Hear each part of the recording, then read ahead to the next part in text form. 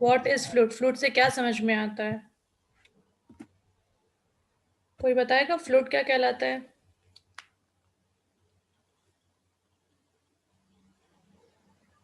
Ma'am जो बहता है। जिसकी मैम जो लिक्विड स्टेट कैपेबल ऑफ में फ्लोइंग, जिसकी भी कोई कैपेसिटी ऑफ फ्लोइंग कैपेसिटी। हर फ्लूइड का अपना यस एक मैम। फ्लो का कैपेसिटी होता है। जैसे अगर हम वाटर की बात करते हैं तो वाटर की कैपेसिटी क्या है कि जैसे ही उसके ऊपर बाहर से कोई फोर्स लगाते हैं या बाहर से उसको फोर्स दिया जाता है, वो एक स्पीड से भागता है, बहुत स्पीडली फ्लो करता है। अगर वही चीज हम देखें तो ऑयल वगैरह भी हमारे फ्लूइड में ही आते हैं, लिक्विड स्टेट में ही आते हैं, लेकिन उनकी फ्लोइंग कैपेसिटी उतनी ज्यादा अच्छी नहीं होती। इट मीन्स कि जब हम उसके ऊपर फोर्स लगाते हैं तो वो ज्यादा फोर्स यूज करते हैं और कम डिस्टेंस को ट्रेवल करते हैं।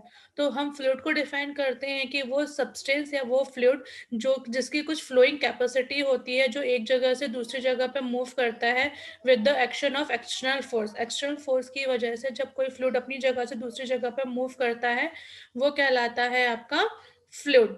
जो कि सिर्फ एक्सटर्नल अपने आप नहीं फ्लो करेगा, वो किसकी वजह से फ्लो कर रहा है? Due to the external force. और कंटिन्यूएशन में वो जो फोर्स लगाया जाता है उसकी वजह से जो भी फ्लोइंग कैपेसिटी जनरेट होती है वो कहलाएगा आपका फ्लूइड। इतना समझ में आया? तो फ्लूइड को हम कैसे याद रखेंगे? वो सब्सटेंस जिसकी कुछ फ्लोइंग कैपेसिटी होती है, चाहे वो स्लो हो, चाहे वो फास्ट हो, चाहे कैसा भी हो, लेकिन उसकी खुद की फ्लोइंग कैपेसिटी होना जरूरी होता है। तो वो सब्सटेंस क्या कहलाता है? आपका फ्लूइड कहलाता है। अगर हम फ्लूइड की कैरेक्टरिस्टिक्स की बात करते हैं तो फ्लूइड की कैरेक्टरिस्टिक्स क्या होंगी कि जैसे कोई भी फ्लूइड होता है, जिस भी कंटेनर में रखा जाता है या जिस भी शेप और साइज के कंटेनर में उसको पुट किया जाएगा, फिल किया जाएगा, वो उसी का शेप और साइज ऑक्यूपाई कर लेता है। तो फ्लूइड की कैरेक्टरिस्टिक होती है कि वो जिस भी चीज में उसको रखा जाएगा, जिस भी कंटेनर में उसको रखा जाएगा, वो उस वेसल का या उस कंटेनर का शेप ऑक्यूपाई कर लेता है। उसका खुद का कोई शेप और साइज नहीं होता। फिर दूसरा कि जब भी कोई एक्सटर्नल फोर्स लगाया जाए, चाहे वो स्मॉल लगाया जाए, वो चाहे वो लार्ज लगाया जाए, जो भी अमाउंट में एक्सटर्नल फोर्स अप्लाई किया जाता है, according to that force fluid हमेशा फ्लो करता है। ऐसा नहीं होगा कि आपने फोर्स लगाया और उसके फ्लोइंग में या फ्लूइड की डायरेक्शन में या मूवमेंट में कोई चेंजेस ना आया हो। चाहे अगर हम देखें तो वाटर की एक ड्रॉप अगर किसी सरफेस पे रखी होती है, हम फिंगर से जब उसको फोर्स करते हैं तो भी वो क्या करता है, हम फोर्स कितना लगा रहे हैं, बहुत ही माइन्यूट सा फोर्स लगाते हैं, लेकिन वो वाटर की ड्रॉप क्या होती है, according to the finger direction क्या करती है, मूव होना स्टार्ट हो जाती है। इट मीन्स अगर स्मॉल अमाउंट ऑफ फोर्स भी लगाया जाए, चाहे लार्ज अमाउंट ऑफ फोर्स लगाया जाए, तो आपका जो फ्लूइड होता है वो क्या करता है, अपनी जगह एक जगह से दूसरी जगह पे मूवमेंट जरूर दिखाता है। चाहे वो मूवमेंट स्मॉल अमाउंट में हो, चाहे छोटा मूवमेंट हो, चाहे लार्ज मूवमेंट हो। तो ये मेन दो कैरेक्टरिस्टिक्स होती हैं किसकी? फ्लूइड की। फ्लूइड वो होता है जो मूवमेंट करता है, जिसकी फ्लोइंग कैपेसिटी होती है, जो किसी भी शेप और साइज को ऑक्यूपाई कर सकता है, जो according to the load applied आपका डिफॉर्मेशन शो करेगा। It depends upon the deformation is depends upon the applied force. जो भी एक्सटर्नल अप्लाइड फोर्स होगा उसके अकॉर्डिंग आपका डिफॉर्मेशन शो होता है। इतना समझ में आया? Yes ma'am. तो क्या लिखा फ्लूइड के बारे में? एक लाइन की पॉइंट्स लिखी कि नहीं लिखी? सबसे पहले फ्लूइड का की पॉइंट लिखेंगे, क्या लिखेंगे? A fluid is a flowing capacity, a substance which have a flowing capacity. लिख लो तो क्या समझ में आएगा? कोई भी सब्सटेंस जिसकी खुद की कोई फ्लोइंग कैपेसिटी होती है इन अ लिक्विड स्टेट, वो क्या कहलाता है? फ्लूइड। लिख लिया? Yes ma'am. फिर उसकी क्या प्रॉपर्टीज होंगी, कैसे बताओगे कि वो है फ्लूइड की? कैरेक्टरिस्टिक्स कैसे डिफाइन करते हैं? जो कोई भी शेप और साइज ऑक्यूपाई कर सकता है। लिख लिया?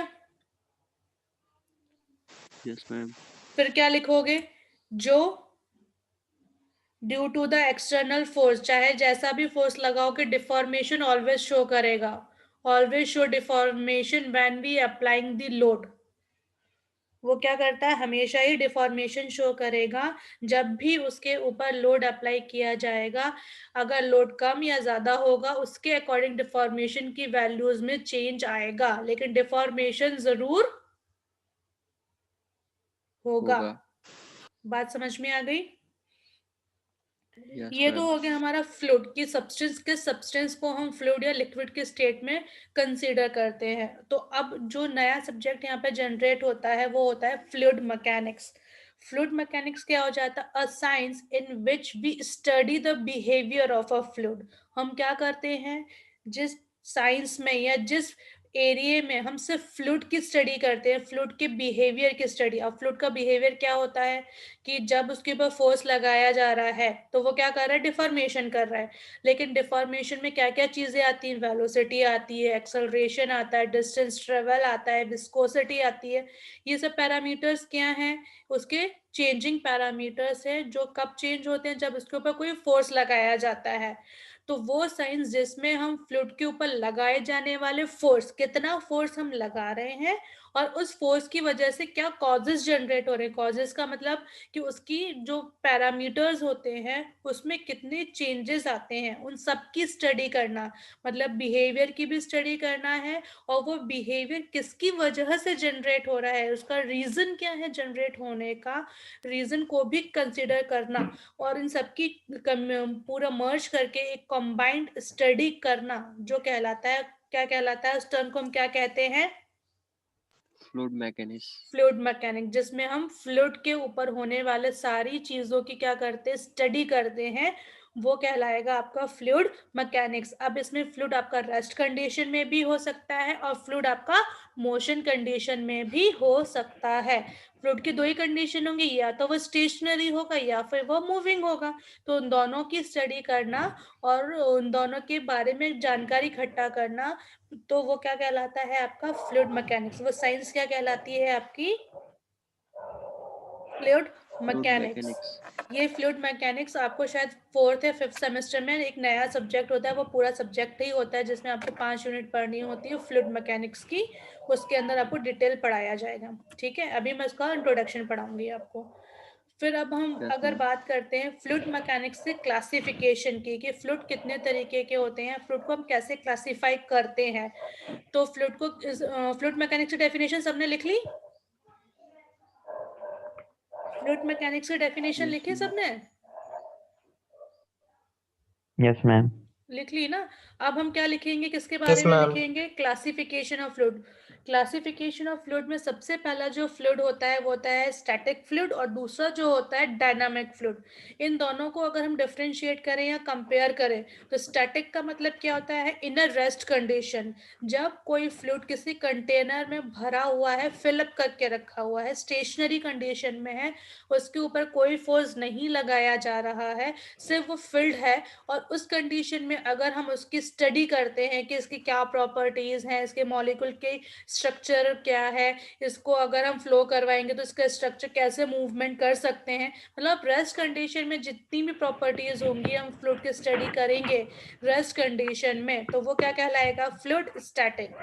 क्या कहलाएगा? Fluid static. क्या होता है स्टैटिक। Fluid static? क्या होता है फ्लूइड स्टैटिक? मैम जब फ्लूइड रेस्ट में होता है।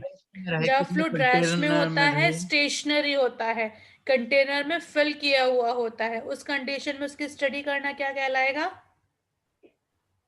Fluid static. और फ्लूइड उसका स्टैटिक। अपोजिट क्या हो जाएगा? जब फ्लूइड मोशन में हो, मूविंग कंडीशन में हो, और उस कंडीशन में फ्लूइड की स्टडी करना, वो क्या कहलाएगा? Fluid dynamic. डायनामिक। तो स्टैटिक का मतलब रेस्ट कंडीशन, यूनिफॉर्म कंडीशन, और डायनामिक का मतलब इन अ मोशन कंडीशन। जब हम फ्लूइड की स्टडी करेंगे तो वो क्या कहलाएगा? Fluid dynamic. लिख लिया? कौन गाना गा रहा है बेटा ये? सुमित पाल।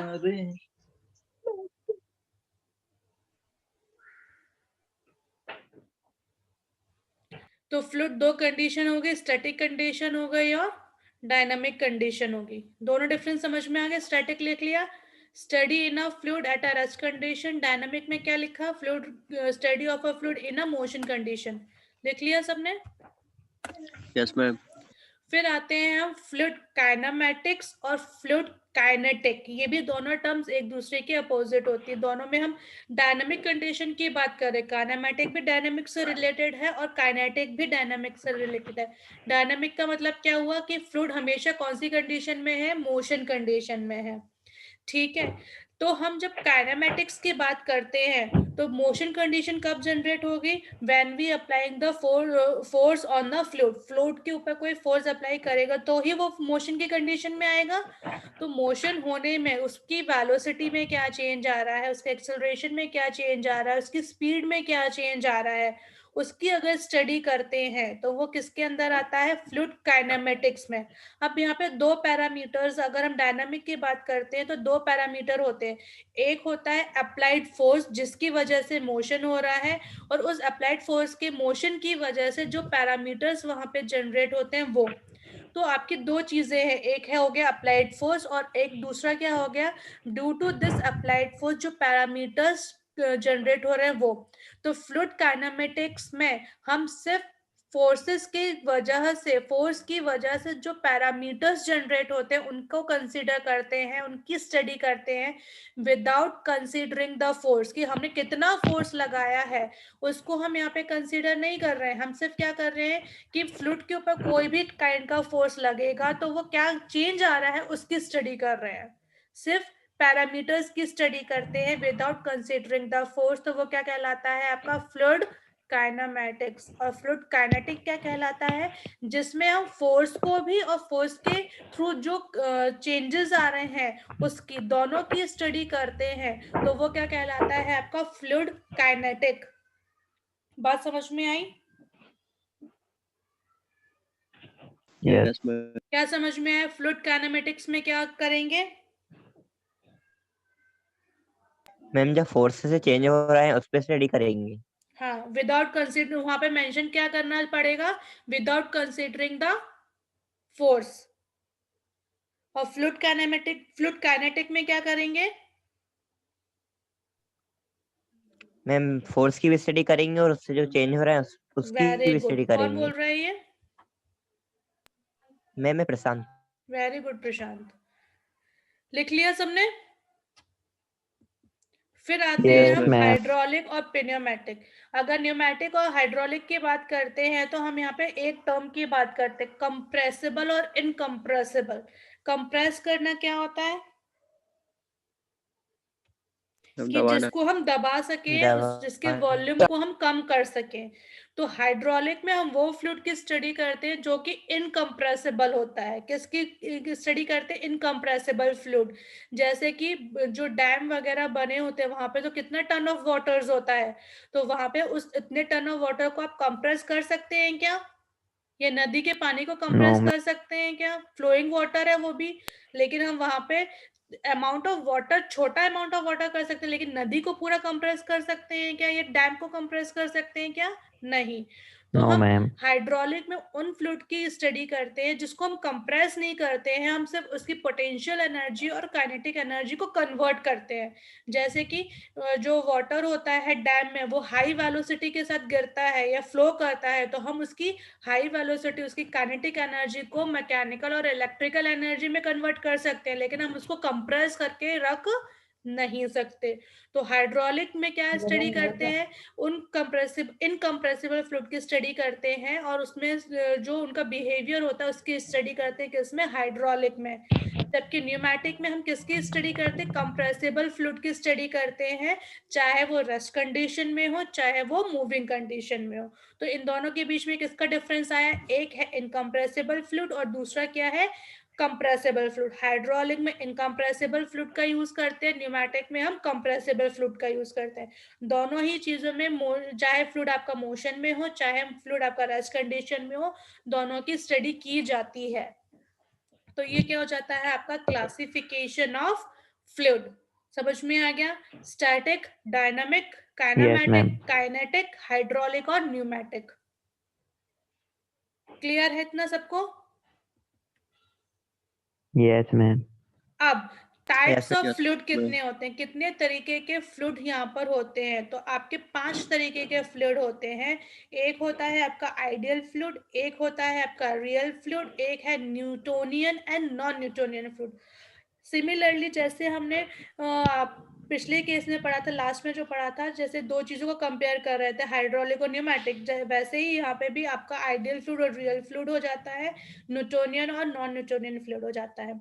अगर हम आइडियल फ्लूइड की बात करते हैं तो आइडियल फ्लूइड नाम से ही समझ में आ रहा है, इमेजिनरी फ्लूइड, जिसको हम इमेजिन करते हैं कि ऐसा फ्लूइड होता है जिसकी कोई विस्कोसिटी नहीं होती है, जो कि कंपैरिजन डेटा को मैनेज करने के लिए यूज किया जाता है। जैसे कि मैंने आपको क्या बताया था कि जब भी हम इंजन की इफिशियंसी की बात करते हैं तो वो क्या होता है, 100% इफिशियंसी तो कभी भी पॉसिबल नहीं होती है, लेकिन हमने एक कॉर्नेट इंजन बनाया जिसकी इफिशियंसी क्या हो रही थी, 100% हम एज्यूम कर रहे थे कंडीशंस को अप्लाई कर करके। तो वैसे ही आइडियल फ्लूइड वो फ्लूइड होता है, एक इमेजिनरी फ्लूइड हम जनरेट करते हैं जिसकी विस्कोसिटी को हम जीरो मान के चलते हैं कि वो उसकी कोई फ्लूइड की कोई विस्कोसिटी, फ्लोइंग कैपेसिटी नहीं होती। तो वो फ्लूइड क्या होता है, एक बेस होता है किसी भी दूसरे फ्लूइड को कंपेयर करने के लिए। तो ideal fluid is imaginary fluid having no viscosity. तो अपोजिट क्या हो जाएगा, रियल फ्लूइड हो जाएगा। रियल फ्लूइड जिसकी कुछ ना कुछ विस्कोसिटी होती है, जो फ्लो करता है, जिसके ऊपर हम स्टडीज करते हैं, तो वो फ्लूइड क्या हो जाएगा आपका, रियल फ्लूइड। क्या हो जाएगा, वो रियल फ्लूइड हो जाएगा। ठीक है, आइडियल फ्लूइड और रियल फ्लूइड समझ में आया। एक इमेजिनरी फ्लूइड है और एक एक्चुअल फ्लूइड है। Ideal fluid is a imaginary fluid, real fluid is a actual fluid. Ideal fluid has a no viscosity और रियल फ्लूइड की कुछ ना कुछ, जब फ्लूइड है तो कुछ ना कुछ विस्कोसिटी, फ्लोइंग कैपेसिटी तो होगी ही होगी। ठीक है, अब अगर हम यहाँ पे बात करते हैं तो हमने एक प्रोपोर्शनल लिमिट पढ़ा था ना, shear stress is proportional, directly proportional to strain पढ़ते हैं, strain tau is equal into क्या पढ़ा था हमने, shear stress क्या is proportional to strain पढ़ा था। अब उसमें आपने क्या पढ़ा था कि shear stress is proportional to क्या पढ़ा था, strain पढ़ा था। ये हमने पहले भी proportional लिमिट में पढ़ा हुआ है। अगर हम यहाँ पे फ्लूइड के केस में पढ़ते हैं तो भी अगर कोई फ्लूइड होता है, इस फॉर्मूले को हम Newton's law of fluid motion कहते हैं। क्या बोलते हैं इसको, न्यूटन्स लॉ फॉर फ्लूइड, जिसमें आपका क्या होता है, shear stress is directly proportional to shear strain होता है। ये हम शुरू से पढ़ते आ रहे हैं, मटेरियल के केस में भी था और इस केस में भी होगा। तो लेकिन यहाँ पे फ्लूइड के टर्म्स में इसको जनरेट किसने किया, न्यूटन ने किया। तो इसको क्या बोलते हैं, न्यूटन्स लॉ फॉर फ्लूइड। क्या बोलेंगे हम इसको, न्यूटन्स लॉ तो फॉर फ्लूइड। न्यूटोनियन फ्लूइड क्या हो जाएगा, वो फ्लूइड जो इस न्यूटन्स लॉ को फॉलो करे, जिसमें shear stress is directly proportional to rate of shear strain होगा। तो वो जो फ्लूइड इस रूल को फॉलो करेगा वो क्या कहलाएगा, आपका न्यूटोनियन फ्लूइड कहलाएगा। Yes ma'am. और वो फ्लूइड जो इस रूल को फॉलो नहीं करेगा वो क्या कहलाएगा, non Newtonian fluid. Newtonian fluid. Non-Newtonian. Newtonian fluid in which the fluid is follow the rule of shear stress is directly proportional to the rate of shear strain. Then this fluid is called a Newtonian fluid। और जो इस rule को follow नहीं करेगा वो क्या कहलाएगा, वो फ्लूइड क्या कहलाएगा आपका, नॉन न्यूटोनियन फ्लूइड कहलाएगा। ठीक है, अब यहाँ पर देखो तो मैंने एक डायग्राम आपको दिख रहा है जिसमें आपका नीचे क्या दिख रहा है, velocity gradient d u upon d y, और यहाँ पे क्या आ रहा है आपका shear स्ट्रेस आ रहा है। बेसिकली अगर हम यहाँ पे देखते हैं तो आपका जो डायग्राम यहाँ पे वो बनता है, tau is equivalent to mu d u upon d y, ये आपको निकलता है। रेट ऑफ shear स्ट्रेन जो आता है ना, shear स्ट्रेस आपका ये हो गया, टाउ से डिनोट कर रहे हो rate of change in shear stress. shear stress को चेंज किस में, डी वाई डायरेक्शन में, मतलब दो लेयर्स हैं, दो लेयर के ऊपर जो चेंजेस हो रहा है जिस डिस्टेंस की वजह से, उसकी वेलोसिटी में जो चेंज आता है वो क्या होता है, d u upon d y होता है। और जो प्रोपोर्शनल साइन होता है, उस प्रोपोर्शनल साइन को हटाने के लिए, इक्वल साइन में कन्वर्ट करने के लिए जो कोफिशिएंट हम यहाँ पे यूज करते हैं वो क्या होता है, म्यू होता है। ये कैसे आता है, ये हम विस्कोसिटी में पढ़ेंगे, क्योंकि विस्कोसिटी को फाइंड करने का फॉर्मूला होता है और ये फ्लूइड मैकेनिक्स का बेस है। इसको आपको याद करना या समझना बहुत ज्यादा जरूरी है। इसको समझने के लिए मैं ऐसे समझा सकती हूँ, जैसे दो वाटर है, एक ट्यूब में वाटर फ्लो कर रहा है, तो वाटर क्या होता है, लेयर बाय लेयर फ्लो करता है। अगर सिमेट्रिकल वाटर है जिसकी विस्कोस टर्बुलेंट नहीं है, स्मूथ वाटर फ्लो कर रहा है, तो वो लेयर बाय लेयर फ्लो करता है। हम ये बोलते हैं कि ऊपर वाली लेयर जल्दी फ्लो करती है, नीचे वाली लेयर में क्योंकि आपका वेट आने लगता है तो धीरे धीरे फ्लो करती है, लेकिन लेयर बाय लेयर हो रहा है। तो इन दो लेयर्स के बीच के डिस्टेंस को हम किससे डिनोट करते हैं? dy से। किससे डिनोट कर रहे हैं? dy से। और इन दोनों के बीच में जो वेलोसिटी में डिफरेंस होगा, चेंज होगा, वो किससे रिप्रेजेंट किया जा रहा है? du से। तो change in velocity with respect to distance, तो वो क्या शो करता है? आपका शेयर स्ट्रेस को शो करता है। प्रोपोर्शनल साइन को हटाया तो म्यू कोफिशिएंट को लगाया तो tau is proportional to rate of change in shear stress. ये क्या हो गया? चेंज इन शेयर स्ट्रेस को डिफाइन किया। तो यही आपका न्यूटन्स लॉ ऑफ मोशन होता है फॉर फ्लूइड। क्या कहलाता है ये? Newton's law of fluid. इतना समझ में आ गया? तो इन्हीं दोनों के बीच में आपकी चीजें फ्लो करती है। अगर देखो शेयर स्ट्रेस लगा रहे हो मतलब फ्लोर्स लगा रहे हो तो आपका चेंज होना चाहिए। अगर चेंज आपका डायरेक्टली प्रोपोर्शनल है तो न्यूटोनियन फ्लूइड हो जाएगा, चेंज प्रोपोर्शनल नहीं है तो नॉन न्यूटोनियन फ्लूइड हो जाएगा। लेकिन फॉलो तो वो न्यूटन्स लॉ को ही कर रहा है एनी हाउ। तो जो आपका ग्राफ प्लॉट होता है टाइप्स ऑफ फ्लूइड का, वो इन्हीं दोनों ग्रेडियंट्स के बीच में होता है। शेयर स्ट्रेस मतलब टाउ, वेलोसिटी ग्रेडियंट मतलब du अपॉन dy।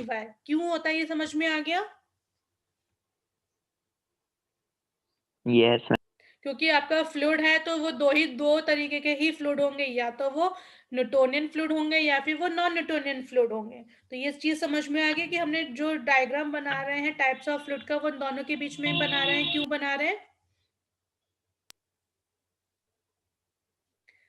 समझ में आया? इसके बाद अगर हम बात करते हैं तो ये वाला जो हॉरिजेंटल लाइन है आपकी एक्स एक्सिस पे, वो फ्लूइड क्या कहलाता है? आपकी आइडियल फ्लूइड कहलाता है, जिसका कोई विस्कोसिटी नहीं होती, जीरो विस्कोसिटी होती है। वो फ्लूइड क्या कहलाएगा? आपका आइडियल फ्लूइड। अब आइडियल फ्लूइड के बाद यहाँ पर इस वाली चीज में जो आ जाएगा वो क्या आ जाता है? आइडियल सॉलिड आ जाता है, क्योंकि एक एक्सिस पे आपका लिक्विड को शो कर रहे हैं, एक एक्सिस आपकी सॉलिड में कन्वर्ट हो जाती है।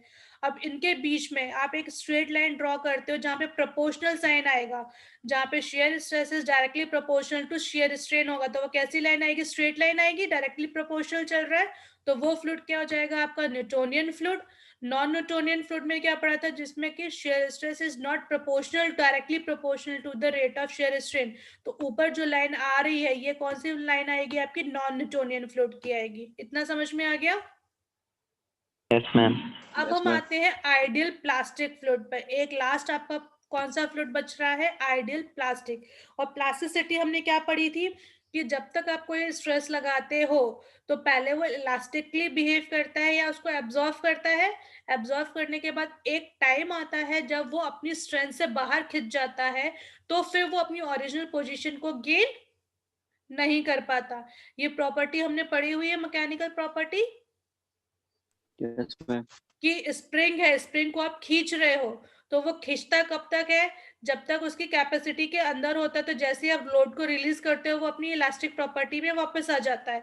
लेकिन अगर आपने बहुत ज्यादा फोर्स लगाया तो वो परमानेंटली उतना खिंच जाता है, फिर वो कभी भी अपनी ओरिजिनल पोजीशन को गेन नहीं करता। तो यहाँ पे हम प्लास्टिक फ्लूइड को इस तरीके से डिफाइन करते हैं कि पहले जब हम उस पर लोड लगाते हैं तो कोई डिफॉर्मेशन शो नहीं करता क्योंकि उसकी स्ट्रेंथ है। लेकिन एक टाइम के बाद जब उसकी स्ट्रेंथ खत्म हो जाती है तो वो मेटल क्या या वो फ्लूइड क्या करने लगता है? फ्लो करना स्टार्ट करता है। तो वो फ्लूइड जिसको आप पहले वो रजिस्ट करेगा, अप्लाइड फोर्स को रजिस्ट करने के बाद एब्जॉर्व करेगा, लेकिन जैसे ही उसकी स्ट्रेंथ के बाहर आप लोड और ज्यादा अप्लाई कर देते हो तो मेटल या फ्लूइड आपका क्या करने लगेगा? फ्लूइड कैपेसिटी क्या होगी? वो फ्लोइंग कैपेसिटी में जनरेट करेगा और फ्लो करना स्टार्ट करेगा। ये चीज समझ में आई? इसको समझने का सबसे इजी एग्जांपल है आपका जो ग्रीस होता है। ग्रीस को देखा कितना चिपचिपा होता है, बहुत थिक होता है। Yes ma'am. अब अगर उसको हम फोर्स लगाएंगे कि वो फ्लो करे, तो फ्लो कराने के लिए आप पहले थोड़ा सा लोड लगाओगे तो वो फ्लो करेगा क्या?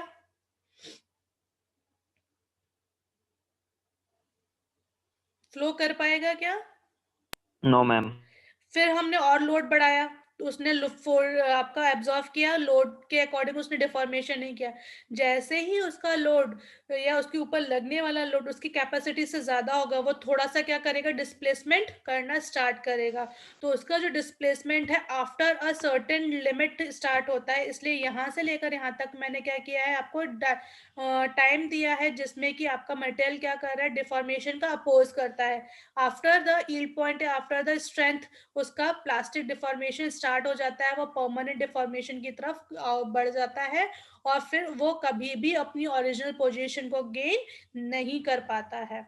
तो वो फ्लूइड क्या कहलाते हैं आपके, आइडियल प्लास्टिक फ्लूइड। क्या कहलाते हैं आपके, आइडियल प्लास्टिक। इसकी कुछ पहले यील्ड स्ट्रेंथ होती, यील्ड वैल्यू होती है, उसके बाद वो किसको फॉलो करते हैं, shear stress is proportional to rate of shear strength. क्योंकि देखो लाइन कैसी बन रही है, स्ट्रेट बन रही है, जबकि नॉन न्यूटोनियन की कैसी बन रही थी, कर्व बन रही थी। स्ट्रेट बन रही है मतलब एक पर्टिकुलर यील्ड स्ट्रेंथ, जो मेटल होगा या जो फ्लूइड होगा वो किसकी तरह बिहेव करने लगेगा, न्यूटोनियन फ्लूइड की तरह बिहेव करेगा। लेकिन उसकी पहले कुछ ना कुछ यील्ड स्ट्रेंथ, कुछ यील्ड वैल्यू वहां पर आपको मिलेगी। यील्ड वैल्यू हम पहले भी पढ़ चुके हैं कि जब तक उसका स्ट्रेंथ अंदर की होती है कि मॉलिक्यूल उसको सपोर्ट करते हैं, वो कभी भी रेजिस्टेंस को शो नहीं करता, तो वो आपका यील्ड वैल्यू को शो करता है। ये हम पहले भी पढ़ चुके हैं। तो after a yield point metal किसकी तरह बिहेव करने लगता है, non Newtonian sorry Newtonian fluid की तरह बिहेव करने लगता है, और वो डिफॉर्मेशन जो शो करता है वो स्ट्रेट लाइन में शो करता है। इतनी चीजें समझ में आ गई? Yes ma'am. तो क्या क्या पढ़ा, कितने टाइप्स के फ्लूइड पढ़े? 5 type. Ma'am 5। Real fluid, ideal fluid, Newtonian और non Newtonian fluid, ideal plastic fluid. सब सारे ही फ्लूइड आपके न्यूटन्स लॉ पर बेस्ड हैं। एक को आपने बेसिक पे डिफाइन कर दी कि जैसे ही लोड लगा वैसे ही डिफॉर्मेशन स्टार्ट हो गया, तो वो आपके बेसिक हो गए न्यूटोनियन और नॉन न्यूटोनियन। लेकिन कुछ जो फ्लूइड होते हैं उनमें कुछ स्ट्रेंथ होती है, रेजिस्टेंस पावर होती है। आफ्टर दैट रेजिस्टेंस पावर वो न्यूटन्स लॉ को फॉलो करते हैं, तो वो क्या कहलाते हैं, ideal plastic fluid which follow the yield after a yield point which follow the Newton's law of motion. इतनी चीजें समझ में आ गई, फ्लूइड के बेसिक कॉन्सेप्ट समझ में आ गए? Yes ma'am. तो इतनी ही Yes, चीजें ma'am. आज मैंने पढ़ाई है। मैम ये वो है पीपीटी शेयर कर देना आप। हाँ, ये आपको मैंने क्या पढ़ाया है, बेसिक चीजें पढ़ाई हैं आज। क्या पढ़ाया है, बेसिक चीजें बताई है। किसका इंट्रोडक्शन बताया है, फ्लूइड का। फ्लूइड का इंट्रोडक्शन